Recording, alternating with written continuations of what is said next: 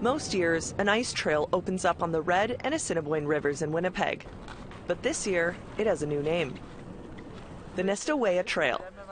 The name comes from a Cree word meaning 3 points, harkening back to the days when Cree, Ojibway, and Dakota people met at the Forks long ago.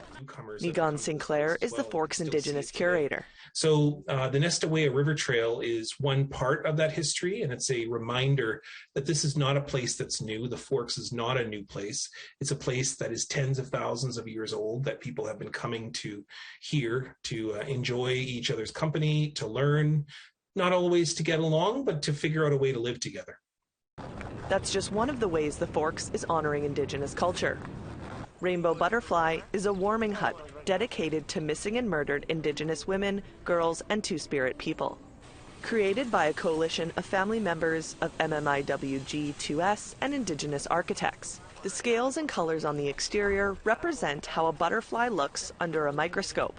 MMIWG2S family member Angela Lavalee was one of the people who came up with the idea. So it reminded me of this beautiful Velcro existence of that we can't see, that it starts small but it just gets bigger and bigger and bigger, and then you allow all these other different energies come into that, as well as honoring and centering, you know, Indigenous women and girls and Two-Spirited, their families and survivors.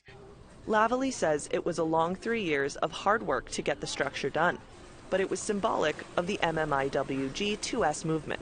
We tried to get her at the ledge. We tried the UW. We were at the Forks and then bounced back. So it just didn't happen like that.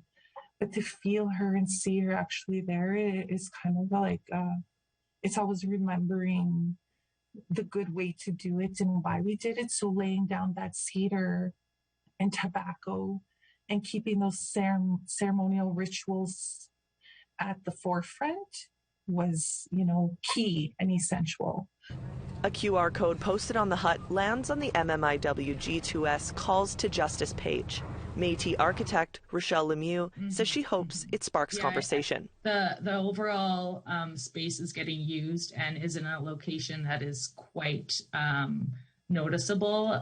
So it's great that it's going to have kind of a ripple effect. I think that hopefully people will be there to be able to commemorate people that have passed away or passed on, but also have the younger generation understand that this is a conversation that needs to be talked about. People can skate the trails as long as the conditions are safe and learn as they glide along. Michelle Karlenzig, APTN National News, Winnipeg.